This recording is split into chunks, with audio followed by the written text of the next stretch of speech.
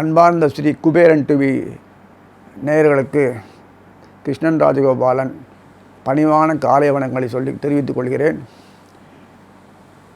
இந்த பிளவோட புரட்டாசி மாத ராசி பலன்களை 12 ராசிகளுக்கும் உங்களுக்கு விழாவாரியாக சொல்கிறேன். அதற்கு முன்னாடி எப்படி நம்ம கோச்சார பலனை தெரிஞ்சு கொள்ள முடியும் அப்படின்னு பார்க்கும்போது, நான் மொத்தமாக ரேண்டமாக எல்லோரும் பொதுவாக சொல்லும்போது உங்களுக்குன்னு எப்படி எனக்குள்ள பலனை எப்படி தெரிஞ்சுக்க முடியும் பார்க்கும்போது, அந்த ஜென்ம நட்சத்திர அதிபதின்னு சொல்லக்கூடிய பிறப்பு நட்சத்திர அதிபதி யாரோ அவர் கோச்சாரத்தில் எந்த வீட்டில் இருக்கான்னு பார்த்துக்கோங்க. அது அவர் அங்கிருந்து தொடர்பு கொள்ளக்கூடிய நிலையில் ராஜகிரகங்கள் தொடர்பு கொண்டிருக்கணும், அல்லது பாவகிரகங்களை தொடர்பு கொண்டிருக்கலாம். அது தகுந்த மாதிரி உங்களுக்கு பலன்களை கொடுத்து விடுவார். அவர் கொடுக்கும்போது யார் வாங்கி நம்ம கொடுப்பாங்க அந்த கோச்சார பணத்தில் அப்படின்னு பார்க்கும்போது, ராசிநாதன் அவர் டிஸ்ட்ரிபியூஷன் பண்ணுவார். அதை ஒவ்வொருத்தரும் வாங்கி பண்ணும்போது அவருக்கு உண்டான பங்குகளை வாங்கும்போது ராசிநாதன் டிஸ்ட்ரிபியூட் பண்ணியிருப்பார். சப்போஸ் மேஷன் செவ்வாய் முக்கிய பங்காக கோச்சார தொடர்பு கொண்டு எல்லாருக்கும் கொடுக்க வயசு பண்ணுவார். இதற்கிடையில் அவர்களுக்கு தகுந்த மாதிரி வாங்கக்கூடிய நிலையில் அந்த ஜென்மநட்சத்திரத்தை பெற்றுக்கொள்வார். இதுதான் அரசாங்கத்தில் விநியோகத்தில் சிவில் சப்ளைஸ் கொடுத்தான்னா அந்தந்த இதுக்கு கிடங்கு அங்கேருந்து நமக்கு ஒவ்வொருத்தராக வீட்டுக்காக குடும்பத் தலைவர் போய் வாங்கி கொள்கிற மாதிரி இந்த அமைப்பு தான் மேலேயும் இருக்குது. அதனால் வேண்டாமல் நமக்கு வரலையேன்னு கேட்டாலும் நம்ம ஃபாலோ பண்ணுறது எப்படி பண்ணுறதுன்னு சொல்லி கொடுத்துட்டேன். இதை ஃபாலோ பண்ணிக்கோங்க. இனி ஒவ்வொரு ராசியாக பார்க்கலாம். அன்பார்ந்த கடகராசி நேயர்களே,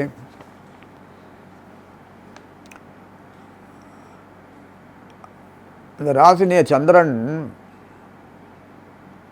அவர் ஒன்றும் பண்ண மாட்டார், கவலைப்படாதீங்க. அந்த ஜென்ம நட்சத்திரத்தை சொல்லக்கூடிய அதிபர் யாரோ அவர் உங்கள் ஜாதகத்தில் இந்த கோச்சாரத்தில் ஒருத்தருக்கு, அதாவது குரு ஒருவர், இன்னொருத்தர் சனீஸ்வரர் ஒருவர், புதன் ஒருவர், இந்த 3 பேரில் நட்சத்திரம் தலைவராக கொண்ட அந்த ஜென்ம நட்சத்திர அதிபதியாக இருக்க நீங்கள் அது பிரகார அமைப்பில் நீங்கள் பார்த்துட்டிங்கன்னா உங்களுக்கு எப்படிலாம் பலன் கிடைக்குன்னு தெரியும். அது பிரகாரம் போகும்போது சந்திரன் அன்னன்னைக்கு மூவ்மெண்ட் போவார். அன்னன்னைக்கு மூவ்மெண்ட் போய் சுற்றிட்டு இருக்கும்போது அவர் மூலம் தான் கிடைக்கிறதுக்காக தனிப்பட்ட அந்த சூரியனுக்கும் இந்த சந்திரனுக்கும் தனிப்பட்ட முறையில் செய்ய மாட்டாங்க. அவங்களுக்கு ரேண்டம். எப்படின்னா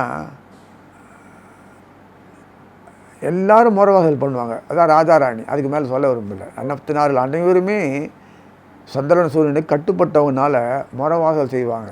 அதனால் 2 பேர் ராஜகிரகம். அதனால் இந்த கடகராசி பொறுத்த வரைக்கும் பெரிய தொல்லை விட்டது அவருக்கு. என்னென்னா அந்த சூரியன் முக்கியமானவர், குடும்பஸ்தானாதிபதி அவர் தான். அதே மாதிரி புதன் அவர் தான் அயனசைன போகத்துக்கும் வீரியஸ்தானத்துக்கும் அவர் தான் காரணம். அதே மாதிரி செவ்வாய் முக்கியமான யோகாதிபதி செவ்வாய். இந்த ராஜகிரகம் சொல்லக்கூடிய சூரியனும் செவ்வாயும் ராஜகிரகம் தான், செவ்வாய் தளபதி. அந்த சனீஸ்வரர் அதோட அந்த கனியும் குருவும் அழகாக கடகத்துக்கு சப்தமத்தில் உட்காந்துருக்காங்க.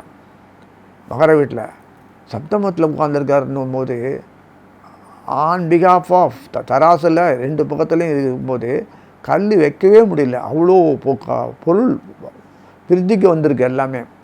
எல்லாம் சைபராக இருந்தது போய் சைபருக்கு இந்த பக்கத்தில் 1 போடல, அந்த பக்கத்தில் 1 போட்டான்னு 10, 100, 200, 300 போயிட்டு இருக்கு. அந்த அளவுக்கு சனியும் குருவும் ஒன்றா உட்காந்துருக்காங்க. வக்கரம் வர இந்த மாதத்தில் மாதங்கள் இறுதியில் வக்கரமுறி பலமாயிடுறார். சனியால் குரு பலமாகிறார். அதை மட்டும் இல்லை, குருவனுடைய பார்வை கன்னிக்கு வீரியஸ்தானத்தில் வேறில் கன்னிக்கு சூரியன் புதனையும் பார்க்குற, செவ்வாயும் பார்க்குறது. என்ன வேணும் உங்களுக்கு அங்கிறான். அப்புறம் சனீஸ்வரர் தன்னுடைய பார்வை துலாத்து சுக்கரம் இருக்கிற துலாத்து சுக்கரம் பார்க்குறாரு. பாதகாதிபதியெல்லாம் பார்க்காதீங்க. பாதகம் வரதான், எதுவுமே அளவுக்கு மீறி போச்சுன்னா பாதகம் தான் வரும். அதெல்லாம் நீங்கள் அப்படி அந்த கணக்கெல்லாம் நீங்கள் கொண்டு வராதீங்க. எல்லாம் நன்னா இருக்குது. இந்த மாதம் குடும்பத்தில் இப்படியே வெளியில் சுற்றிகிட்டே இருந்து பழக்கம் உங்களுக்கு. சந்திரன் சுற்றிகிட்டே இருக்காமல் வெளியிலே சுற்றிட்டு இருப்பீங்க. அவங்களுக்கு பொது வாழ்க்கையில் தான் அதிக நாட்டம் இருக்கும், வீட்டு வாழ்க்கையில் அதே இருக்காது. வீட்டுக்குள்ளே போனால் ஏதாவது கேட்பா, அதை பண்ணால் இதை பண்ணால் என்னங்க அது பொறுப்பே இல்லை, உங்களுக்கு திட்டுவாங்க. அதனால் அதெல்லாம் அந்த வெளியில் பார்த்தா நல்ல மதிப்பு, ராஜ மதிப்போட வெளியில் அப்படியே வாய் சவுடாலில் கூட்டிகிட்டு இருப்பார் அவர்.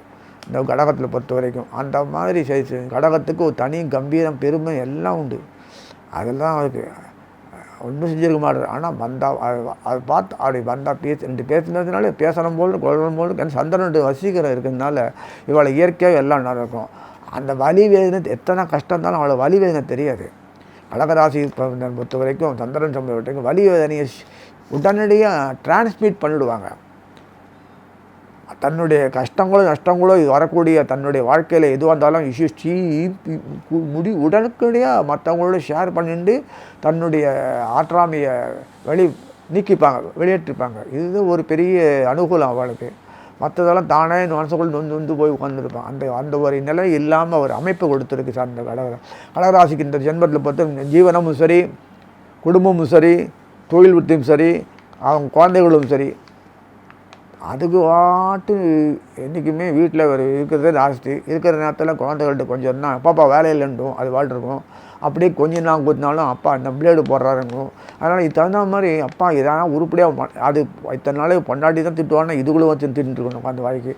இந்த அமைப்பெல்லாம் இந்த மாதம் ஒரு கலகலப்பாக இருக்கும், ரொம்ப அருமையாக இருக்கும்.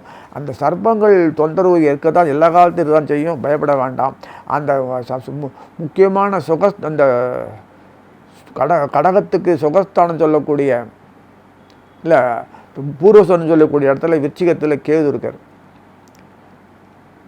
என்ன பூர்வபுண்டத்தில் கேது இருக்கு, அண்ணன் என்ன பண்ணுறது? அதுதான் சொல்கிறேன். மனசு எல்லாம் இருந்தாலும் அப்படியே மூவ்மெண்ட் இல்லாத ஸ்டக்கஃபாக இருக்க மாதிரி ஒரு ஃபீலிங் இருக்கும்.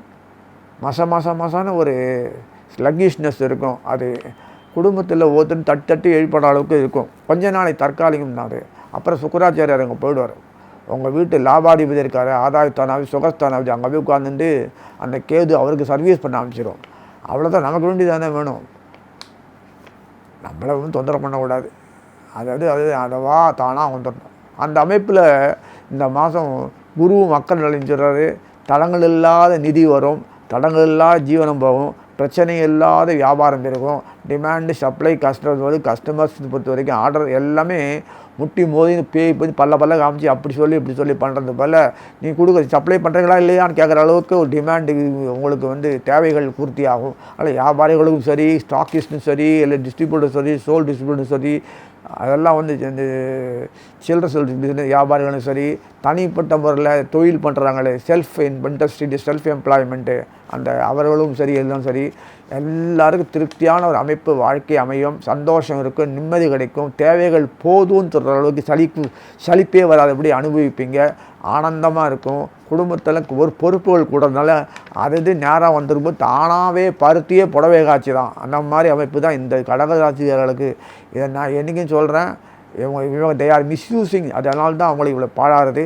அதை அழகாக பயன்படுத்திட்டேன்னா குடும்பத்துக்கும் நல்லா இருக்கும், எல்லாருக்கும் விருத்திக்கு நல்லா இருக்கும். உங்கள் பங்கு தானாக வரும். நீங்கள் முனைகிட்டு இருக்க தேவையில்லை. அதனால் அந்த அமைப்பில் எல்லாமே அந்த அமைப்பில் கூட்டு நிர்வாகம் சரி, எல்லாமே சரி, ஜாயின் வெஞ்சரும் சரி, எல்லாமே குருவோட தொடர்பு கொள்றதுக்கு. உங்களுடைய குரு முக்கியமாக பாக்யாதிபதி, அதே சமயத்தில் 6ஆம் வீடு சொல்லக்கூடிய முதலீடு சாணாதிபதி அருமையாக உட்காந்துட்டு கலத்திரத்தை ஷேர் பண்ணிக்கிறார். ஸோ உங்களுடைய பார்ட்னரோட பிஸ்னஸ் எல்லாருமே அனுகூலமாக இருப்பாங்க. உங்களுடைய ஆஃபீஸில் பணியிடத்தில் உட்காந்து முதலாளி சீனியரும் உங்களுக்கு ஒத்துழைப்பாங்க. கீழே இருக்கிற அசிஸ்டன்ஸும் உங்களுக்கு கோஆர்டினேட் பண்ணுவாங்க. நீங்கள் கைதும் போடலாம். புதுசு ஜாயின் வச்சு ஆரம்பிக்கலாம். வீடுகள் வாங்குறதோ கொள்றதோ விற்கிறதோ செய்கிறதோ என்னென்ன உண்டோ அதெல்லாம் பண்ணலாம். ஏன்னா வீதி ஸ்தானத்தில் உங்களை பொறுத்த வரைக்கும் சூரியன், புதன், செவ்வாய் இருக்கார். செவ்வாய் மனுவானவர். செவ்வாய்க்கு புதனுக்கு தகராறு, அதெல்லாம் இங்கே வேண்டாம். முதலாளிகிட்ட மொத்தமாக ஒர்க் பண்ணும்போது சூரியனே உட்காந்துருக்காரு.